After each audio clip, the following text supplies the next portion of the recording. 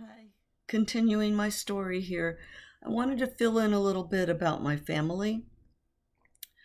Um, my brother was 13 when I went to Puerto Rico. I was 21. He missed me when I was there 5 months. He wrote me at least one letter, maybe more. And I was mad at him when I came back because he and his friends, now he was only 13, he and his friends, bad boys, they took my car out a few times and left it in the driveway there at the house. And my brother had a dirt bike, a big dirt bike, a Suzuki yellow. Um, he took me out for a ride one day on the street. He would ride it on the street, but we lived on the little tiny side street with hardly any traffic. But took me out one time, did wheelies, and I was screaming, and I was scared me, and I never wanted to go on there again. Anyway, he and his friends, and then he started keeping his bike on our beautiful front porch, the enclosed porch, with the nice bamboo furniture and all. And his friends would come over and they would get high smelling the gasoline. Um, anyway, things were messed up. I told you in the beginning, my first couple episodes, how messed up my family was, very dysfunctional. No structure, no nourishment there except food. There was plenty of food, But anyway, my brother, he actually got it worse than me. Because my parents, getting older now. My dad came home when I was 16, so my dad was home at that time, but he was drunk all the time. He was like the town drunk in North Long Branch. He would go to the bar because he got his license taken away, DUI. He would go to the Red Barn, Cappy's, whatever, it changed names, but over there near the beach. And he would get drunk in the daytime and walk home, and sometimes he didn't even make it. I mean, he would pass out on the sidewalk. See, I was older, so I don't know. My friends were more mature. I don't know if they didn't see him or they would have handled it, more compassionately, I think. But my brother's friends were young, and you know how young boys are. So my poor brother, he got, made fun of a lot because of his dad. I mean, his friends would like have to step over him, walking down the street sometimes. Pretty bad. And I was not home much anymore. And I mean, even after I came back from Puerto Rico, I moved out. But before I went there, I wasn't home that much. I was staying with Bob a lot. Afterwards, I wasn't living there at all. And so the house didn't look so good anymore because I did help with the cleaning when I was living there. And I still would go over to help my grandma, but most of the mess was from, I felt like, my brother and his friends. And then my dad started being friends with some young guys that were older than my brother, but very young still, like late teens, maybe early 20s. I don't know. I saw them a couple times, but I never got that close or talked to them. But they had just moved in, I think, across the street. I didn't know them. And they would come over, they friended my dad, but they would come over and steal. That's what I heard. I think I heard it from my brother and my mother that they would come over and, act all friendly to my dad, and they'd be stealing things, because, I mean, he was drunk and things were just missing out of the house. My mom was working still full time. So there's my grandma who's in her 90s now, or late 80s. She was, yeah, approaching 90. And my I was just thinking of my grandma for a second. I'm sorry. uh, Anyway, I would go check on her and help her out sometimes, but I didn't clean the house anymore. So things were really going downhill there. And, well, my dog Zippy had a puppy a while back, a couple years maybe before, but when she had the puppy, I was older and all, and didn't pay him that much attention and stuff. And Bosco was the puppy's name. We kept one. She had a litter. We gave the rest away, but we kept one. And Bosco never got properly, housebroken. I mean, we let her out all the time, but if nobody was around to let her out, she didn't care, and she would go in this one certain area of the house. And so that was always something, it was always an issue, cleaning that, keeping that clean. And it was just getting to be a mess. My used to be beautiful house was going downhill. So then let me go. Okay, so when my brother came back, I was big sister. I think he was kind of looking up to me, when he was getting into his teens and all. And not yet. I'll go back there a little bit. It's a couple years ahead. So let me get to something else. Okay, so Bob and I are living in this nice little apartment downstairs of a house, and I was getting liquor free from my job because I worked in the distillery, and we would have parties. Once in the summer, once in the winter, we would have a big party because I had all this free liquor, and that was fun. And one time when I was living there, okay, I was out on the front porch. I think it was a Sunday. It may have been Saturday or Sunday. Anyway, it was definitely one of those. Doesn't matter. Maybe it does, for the record. I was out on the porch in the morning. It was a beautiful day, and I was just stepping out to check out the day, or maybe I might have been sitting out there because I would pull a chair out sometimes and look at the newspaper out there. So one or the other, I was out on our it wasn't even a porch, it was just a little step there, just enough room to put a chair. I was out there, and I just looking around the beautiful day, and all of a sudden there was this big shiny thing hanging in the sky. Now I'm facing the river. Pleasure Bay Apartments were brand new, and they were right across the street from me, Atlantic Avenue, facing south. Okay. To the right of me, so east, but it was right there. It was right hanging there. There was a gas station on the corner there before the bridge, and it was like right over the bridge actually. The shape of a blimp, close to the blimp shape, like a oblong, like this kind of shape, right? Shiny, metallic. It was like in between gold and silver, like platinum or something color. Very shiny, very smooth looking because it was so close, and it looked very smooth. There was no writing or nothing on it at all. No seams or anything, just very smooth, the whole thing, and shiny, and just sitting there in the sky. And it was big, I would say, like big as a big truck, kind of that big. Silent, just hovering, still, right about where the bridge was on Atlantic Avenue by Liberty Street.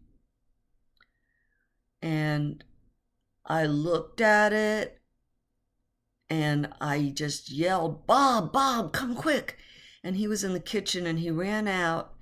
And by the moment the 2 seconds, 3 seconds that it took him to run out there, it disappeared.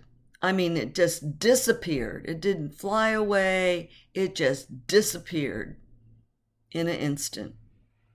So that was my second time, my UFO sighting. No explanation, but I did research some on Google, and they did say that during that time period, now the first sighting I had was around 1966, and this was maybe it was between 74 and 77 for sure. So anyway, on Google, it said that there was a lot of sightings in New Jersey around that time, in that time period. So I was one of those. What do I think about UFOs? I don't know if you care what I think, but I might tell you anyway. I believe they're real, okay?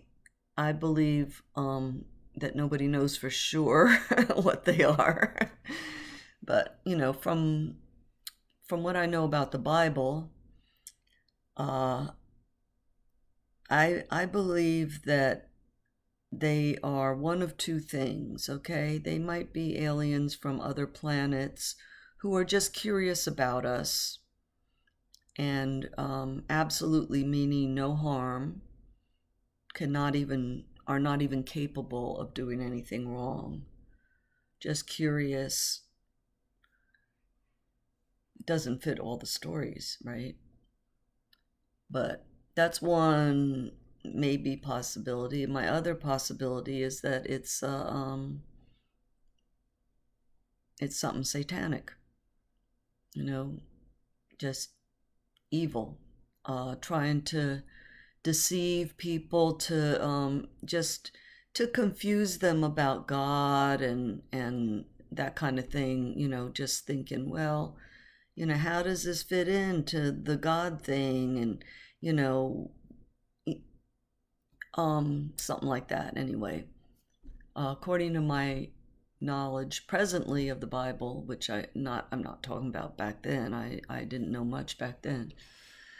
That's what I get.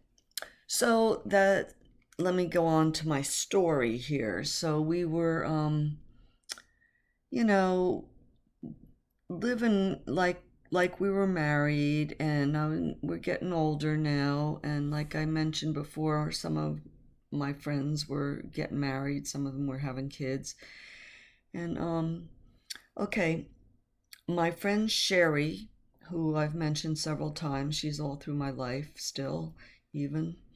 Okay, so my friend Sherry, one day, she invites me to go visit this happening that she had been to, right? Now Sherry used to go to Sunday school with me back when we were kids, and so I went with her, and it was a guru. It was about transcendental meditation, and you know, we sat in some type of yoga position and stared at this picture on the wall, and you know, he told us how to do Om and meditate and things.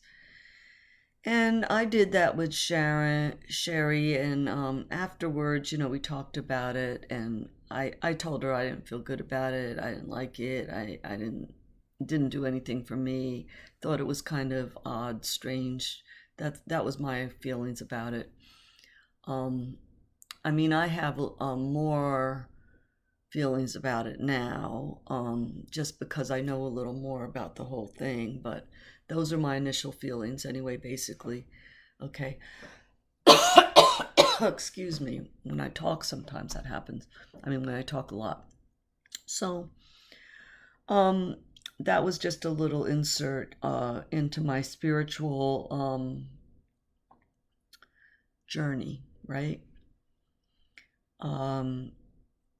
Okay, I also want to mention that I did mention that I went to Methodist church as a kid mostly, and I pretty much considered myself Methodist.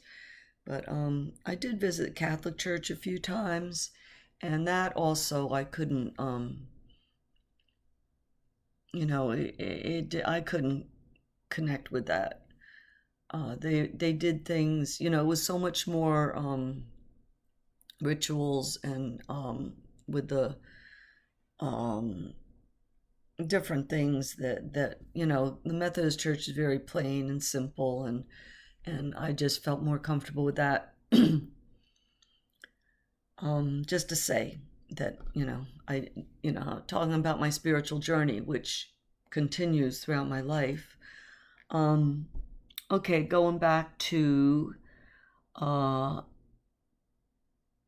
that time period. Okay, we one day I went to the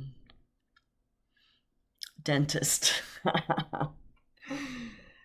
Okay. Oh well, maybe I'm better before that. I think it happened before the dentist, so I'm gonna go back there. Okay. Um, no, it happened after the dentist. Okay, let's go to the dentist. I went to get my teeth cleaned for a checkup, right? So I had not been to church since I was 12, and now this is probably at least 10 years later. I'm sure it might have been 12 years later. No, it had to be. I was probably 23 when this happened, maybe, or 24. Okay. So it'd been a long time since I'd been to church. And when I went to dentist, this girl, Janie from Sunday school, happened to be the oral hygienist to clean my teeth. And now I hadn't seen her since we were 12 years old. And because she lived in a different town right next to us, Monmouth Beach, and she went to different schools. So the only time I ever saw her was in church. I did go to her house one day to play when we were very little, but anyway, I hadn't seen her all that time, and she remembered me, and I remembered her. She's cleaning my teeth, and this girl, I always liked her.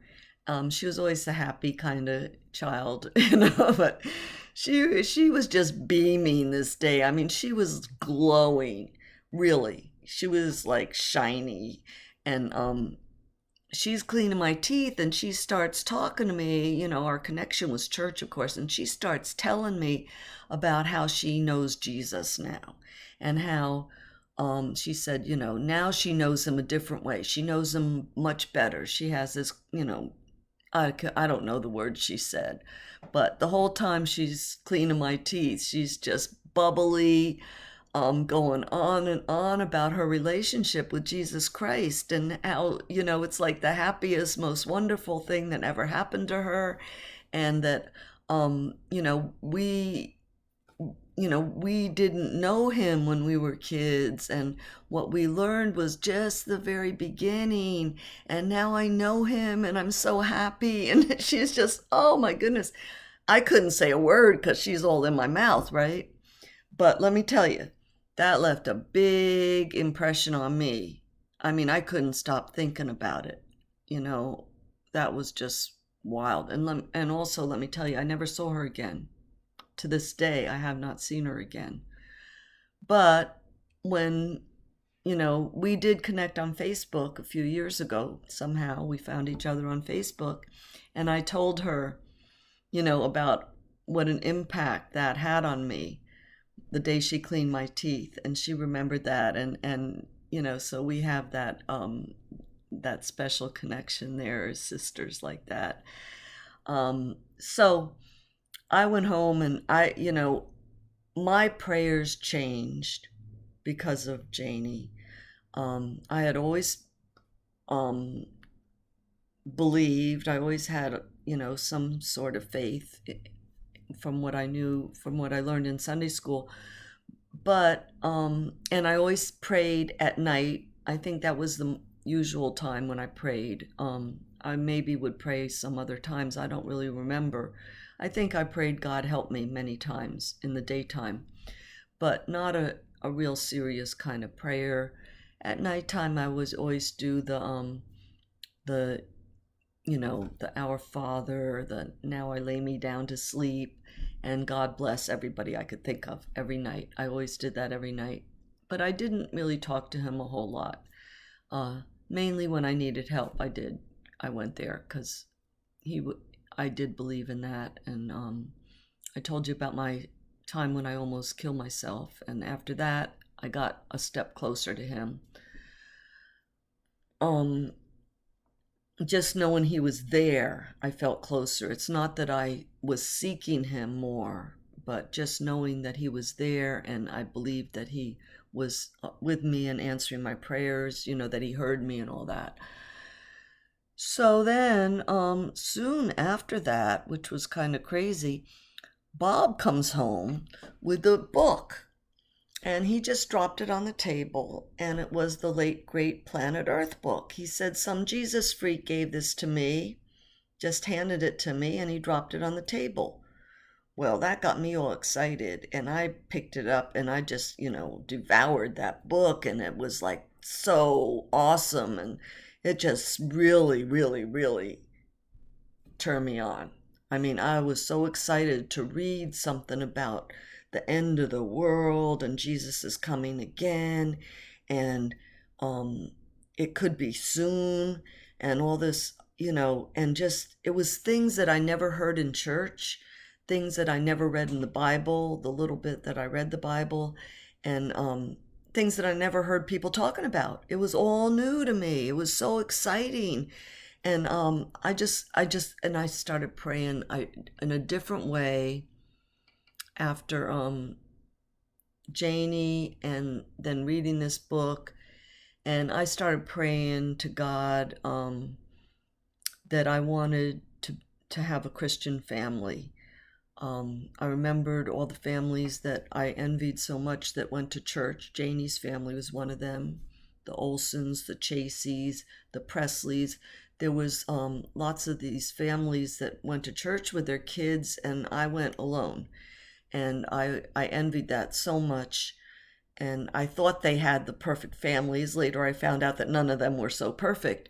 But it looked to me like they were the perfect families, Segu's, Amy's family, who I was impressed with when I spent the night, and they had prayers together. The whole family knelt down and prayed together. I thought that was so precious.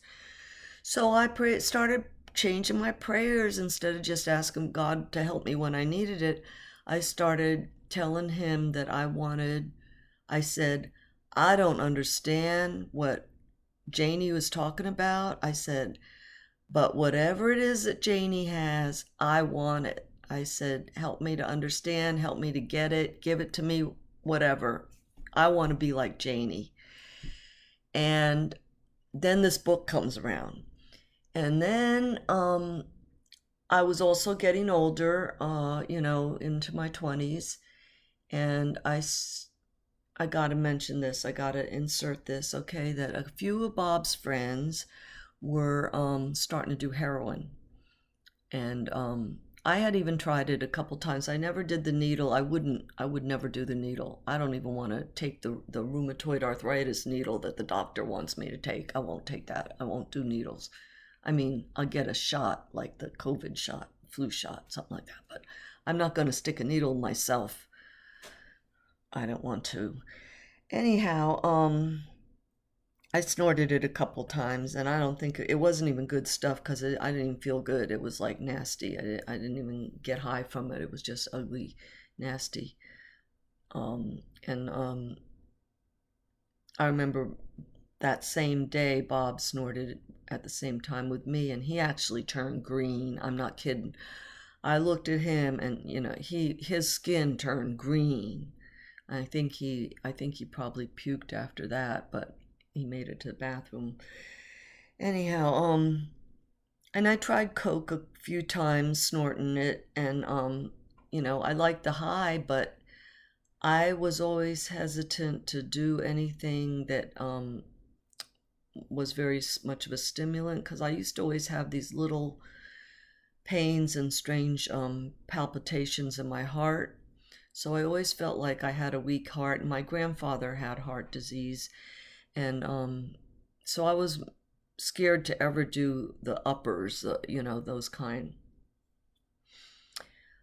So I just wanted to see the coke, what it felt like, and I did that a couple times, but I wasn't going to go there. I didn't want to get addicted, and I wasn't going to spend that kind of money. I didn't spend money on any drugs. I got turned on by Bob or my friends.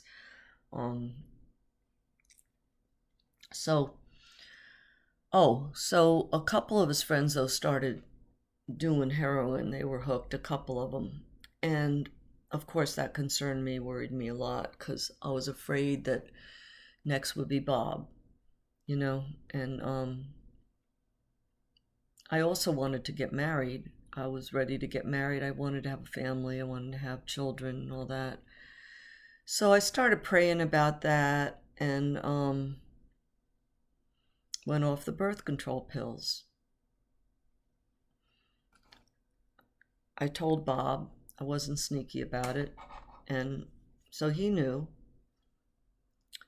Um, so I only have a couple minutes. I'm gonna just stop now. Okay, more next time. Come back, see me again. Thanks for watching.